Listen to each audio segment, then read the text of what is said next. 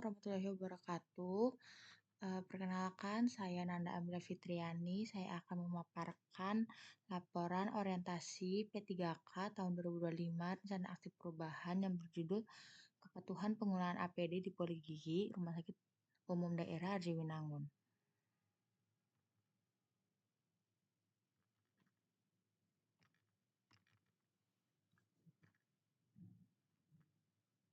Latar belakang.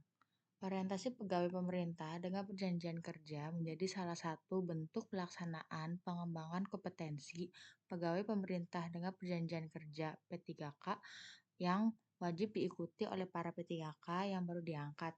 Orientasi ini bertujuan untuk memperkenalkan nilai-nilai, tugas, dan fungsi aparatur sipil negara kepada para P3K. Orientasi ini penting dilakukan mengingat latar belakang P3K yang berasal dari non-aparatur sipil negara tentunya memerlukan pemahaman tentang nilai dan fungsi aparatur sipil negara sebelum terjun ke lingkungan.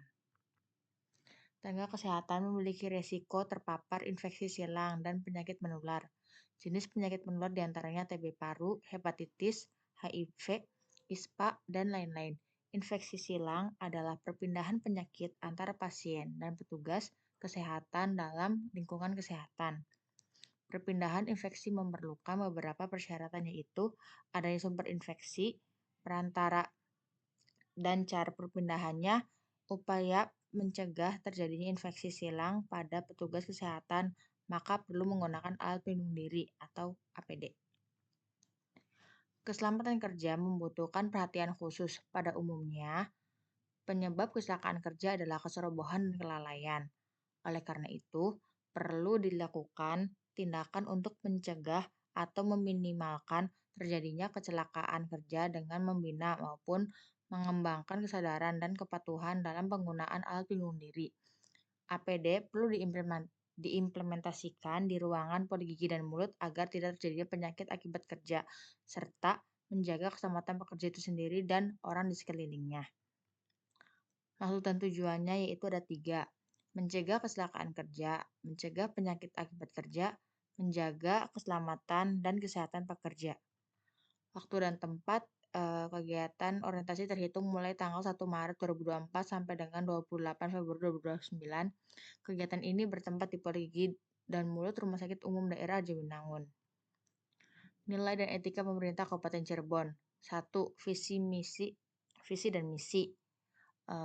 Visi Kabupaten Cirebon yaitu visi dari Kabupaten Cirebon periode 2025 sampai 2023 adalah beriman, bersih, inovatif, maju, agamis, dan aman. Misi Kabupaten Cirebon ada 5, yaitu Kabupaten Cirebon bersih, mewujudkan tata kelola pemerintah yang bersih, melayani, akuntabel, dan profesional. Kabupaten Cirebon inovatif, menciptakan ekosistem inovatif di pemerintah dan masyarakat. Kabupaten Cirebon maju, menciptakan masyarakat modern yang tidak meninggalkan jati diri, adat, dan budaya. Kabupaten Cirebon agamis, menguatkan toleransi antar umat beragama sesuai dengan keyakinan para pemeluknya. Kabupaten Cirebon aman, menciptakan lingkungan yang asri, aman, dan nyaman. Berikut adalah struktur organisasi kesekretariatan pemerintah Kabupaten Cirebon. Berikut bagannya. Lalu ada visi dan misi Rumah Sakit Umum Daerah Arjawinangun. Visinya yaitu terwujudnya Kabupaten Cirebon berbudaya, sejahtera, agamis, maju, dan aman. Misinya yaitu mewujudkan rumah sakit yang bersih dan nyaman, mewujudkan pelayanan berkualitas dan terjangkau dengan mengutamakan kepuasan pelanggan, meningkatkan kualitas dan kesejahteraan sumber daya manusia, meningkatkan pengawasan, transparansi, dan akuntabilitas, mewujudkan rumah sakit sebagai mitra usaha yang proaktif dan sensitif. Dan berikut ini adalah struktur organisasi Rumah Sakit Umum Daerah Arjawinangun. Lalu ini adalah rencana hasil kerja P3K, yaitu ada 5. 1. Menggunakan gaun tindakan. Nama kegiatannya, tujuan kinerjanya melindungi tubuh dari paparan droplet saliva pasien.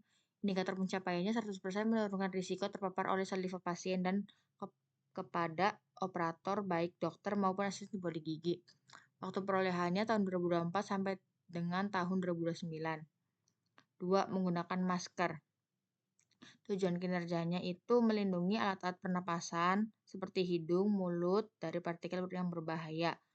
Indikator pencapaiannya 100% tidak terjadi penularan dari droplet pasien yang terinfeksi ke orang yang sehat.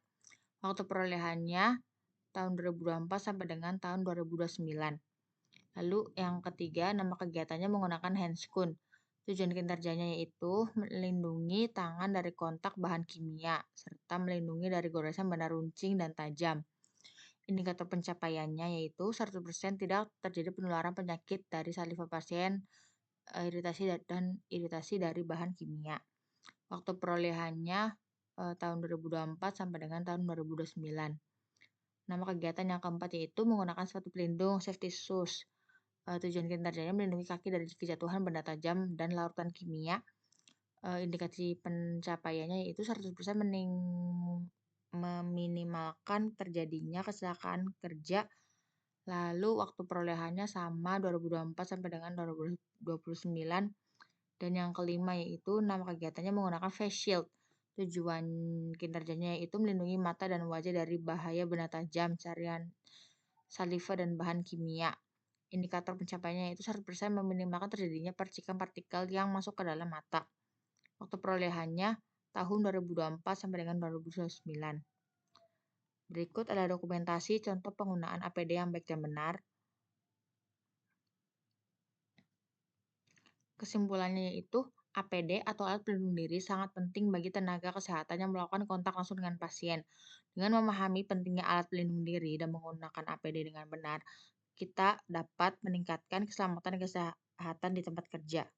Terima kasih. Wassalamualaikum warahmatullahi wabarakatuh.